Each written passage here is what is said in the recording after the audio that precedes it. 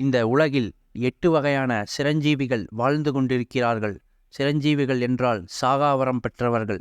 அந்த சிரஞ்சீவிகளுள் அனுமனும் ஒருவன். அனுமன் எப்படி சாகாவரம் பெற்றான் என்பதை ஒரு அருமையான குட்டிக்கதை ஒன்றின் மூலம் நாம் தெளிவாக புரிந்து கொள்ளலாம். இதுவரைக்கும் நம்ம சேனலை சப்ஸ்கிரைப் பண்ணலைன்னா சப்ஸ்கிரைப் பண்ணுங்க. வாங்க வீடியோக்குள்ளே போகலாம். ஒரு அழகிய காலை பொழுது. அப்போது லேசாக சூரியன் கிழக்கு திசையிலிருந்து மெதுவாக இளஞ்சிவப்பு நிறத்தில் உதிக்கத் துவங்கியது. இதைக் கண்ட அனுமன் அது ஏதோ ஒரு பழம் போல் இருக்கிறதே என்று நினைத்து அதை பிடிக்க முயற்சி செய்ய அனுமனின் தாயார் தடுத்து நிறுத்தினார். இருந்தாலும் தன்னுடைய பிடிவாதத்தை விடாமல் பறந்து சென்று சூரியனை பிடிக்க முயற்சி செய்தான் அனுமன்.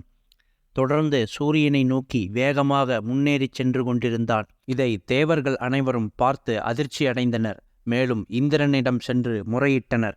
இந்திரன் அனுமனை தடுத்து நிறுத்தும் பொருட்டு தன்னுடைய வஜ்ராயத்தின் மூலம் ஓங்கி ஒரு அடி விட்டார். இதைக் கண்ட அனுமனின் தந்தை வாயு பகவான் மிகுந்த கோபமடைந்தார். அதனால் அனுமனை ஒரு பாதுகாப்பான குகையில் வைத்துவிட்டு அங்கே காற்று இருக்கும்படி செய்துவிட்டு பூமியின் மற்ற பகுதிகளில் இருக்கும் காற்றை எல்லாத்தையும் உறிஞ்சி எடுத்து விட்டார்.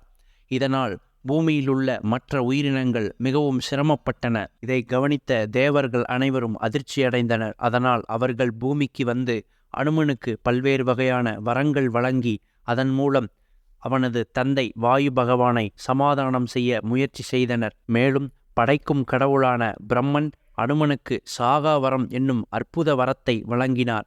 பூமியிலுள்ள எந்த ஒரு ஆயுதத்தாலும் உன்னை கொல்ல முடியாது, நீயே நினைத்தால் மட்டுமே உனக்கு மரணம் வரும் என்ற அற்புதமான சாகா வரத்தை அனுமனுக்கு வழங்கினான் பிரம்மன்.